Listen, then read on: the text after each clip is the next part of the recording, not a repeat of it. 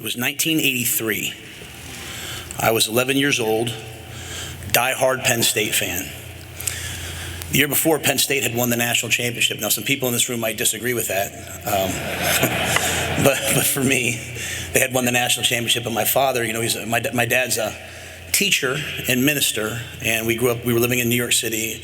Had a chance to go out and see the kickoff classic. I had a chance to talk to Coach Osborne. I relayed this story, and I was watching the Penn State Nittany Lions take on the Nebraska Cornhuskers, and on that day, Nebraska won 44-6. And I can still remember walking back to the subway with tears in my eyes, wondering why Nebraska had to do that to us.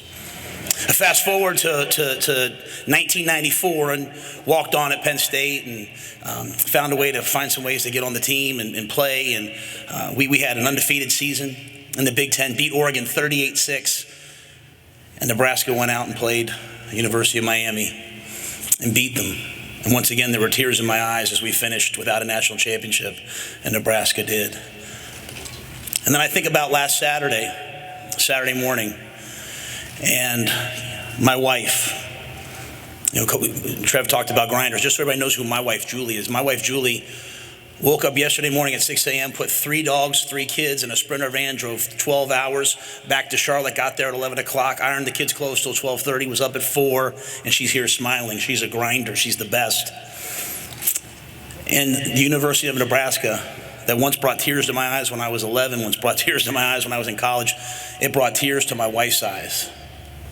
Because she's been telling me throughout this whole process, since the very first day that I got a phone call about a job and a university and different people have been coming at us, she has said, this place, these people, this is the right fit for us. This is the right fit for our family. So on behalf of my family, the most important thing in the world to me, my wife, Julie, my son, Brian, my daughters, Vivian, Leona, thanks for paying attention to me, guys. I want to thank Husker Nation. I want to thank the University of Nebraska. I want to thank Chancellor Green for this opportunity. But I want you to understand that this wouldn't be possible if it weren't for President Ted Carter. This would not be possible if it was not for Trev Alberts. It would not be possible if it was not for Angie Alberts. Because throughout this process, we found what we've been looking for. We found leadership.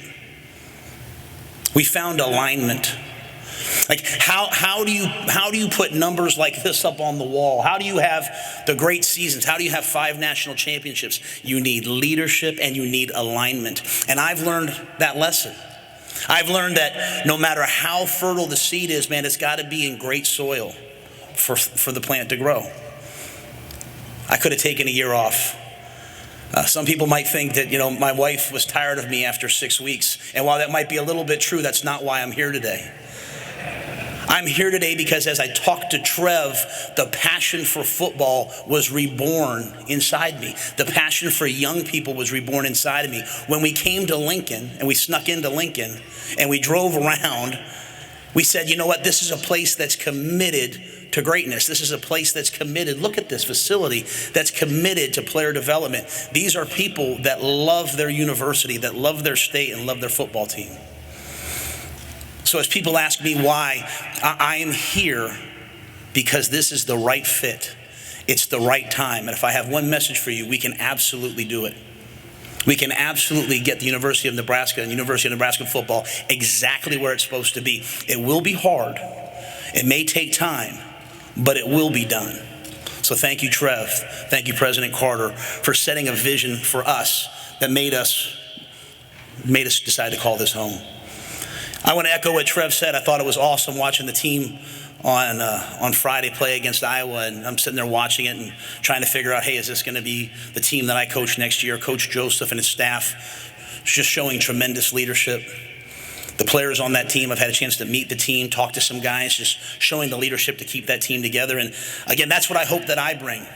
Because if there's one thing I've learned in the last couple of years after my foray in college, in the National Football League, it's that anybody can lead when things are easy. That's convenient leadership. Who steps up when things are hard? Who stepped up for this team in the middle of the season when the coach is gone and guys can go either way? Like, who steps up when we haven't had the success as a program that we want? Who's going to step up and fill the void, stand in the gap? And I'm honored that I've been chosen for that. And I'm just one small piece of it. Leadership isn't just a position, it's a way of life. And I hope, and I'll start today, I can promise you this, I'm going to rip this suit off sometime tonight, and I'm going to go back to my office, and I'm going to start to recruit, and I'm going to start to do all the things. But I am honored to say that I have a chance to lead this football program. When people ask why, besides living here in Lincoln, besides the leadership that I found, besides the opportunity, just the resources and support. My son, he's with this YouTube generation. I have seen the tunnel walk maybe 5,000 times. I have seen post-game celebrations. I've seen the hype videos. I feel like, and I don't know Nebraska well enough yet, and I hope you'll bear with me because I want to embrace everything that has to do with the University of Nebraska and the University of Nebraska's football program. But I feel like through him and through some friends of mine who've played here, that this is exactly the right place at the right time. And let me say it again, I believe we can do it. So thank you to my family. When you ask me what our vision is, and obviously we want to have Heisman Trophy winners, we want to win major awards, we want to win conference championships, we want to win national championships. But guys, I'm a day-by-day guy. I'm a process guy. I'm a what's next person. And I can just tell you this, that I want to build a team that's tough. I want to build a team that's hardworking. I told the team that today, like, the price of glory is paid in here at 6 a.m.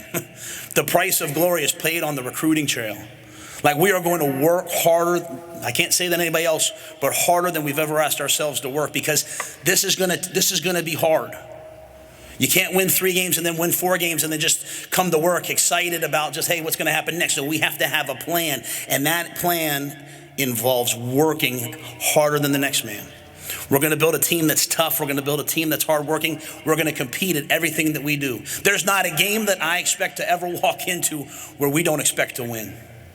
We want to honor the people who take their hard-earned money. Like, it is not a burden, but a responsibility on me as the coach to know that there will be people from all across the state who take the money that they make with their hands and with their work and with just their daily toil, and they spend it to come watch our team play. And you know what? You can't win every game every year. It just doesn't happen. But you can certainly be a team that people are proud to watch. That's the type of team I want to be. From the spring game to a practice to a mat drill to a weightlifting session to a meeting, I expect our guys to be tough. I expect them to work hard, and I expect them to compete. And I expect that because I and my staff will do the same thing every day. That's sort of our vision for how we are. We're not going to be a new spread teams, and we're not going to be like that. We're going to be a little bit more of an old school type of a team. Okay, we're going to be a physical team. We'll be balanced, and you guys, I know you guys ask lots of questions. We'll always try to do what the players do well, but at the end of the day, I don't believe you can win if you can't win the line of scrimmage. We want to have fast players, explosive players. We want to have speed. We want to have great quarterback play. But at the end of the day, through the weight room and recruiting, we want to have a physical team that can control the line of scrimmage and control the game. I believe that's the type of team that can win in the elements. That's the type of team that can win on the road. That's the type of team that can have a lead and keep a lead. That's the type of team that Nebraskans want to see. And then finally, how? Because it all sounds good. Press conferences are fun. But how are we going to do it besides just the work? I think it's important for all of us to understand that football has changed. College football has changed even in the last 2 years since I left. NIL, portal, transfer, all these different things. And I think for all of us, we can look at what we've done. We can celebrate the past. We can learn from the past, but we have to have an eye to the future. The game is changing around us, and we have to change with it. We have to recruit people that want to be Nebraska men. We have to recruit people who want to wear the N. We have to recruit people who want to pay the price for this team.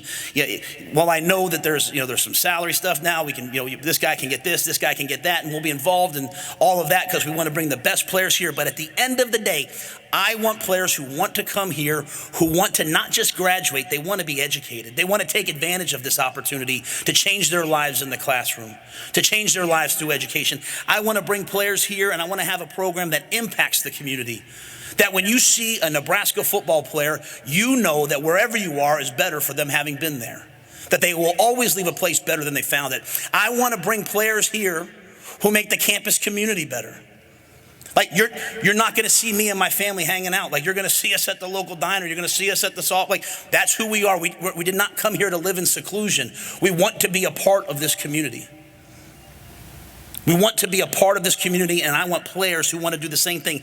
Get educated, graduate, impact the community, impact the campus, and then play great football.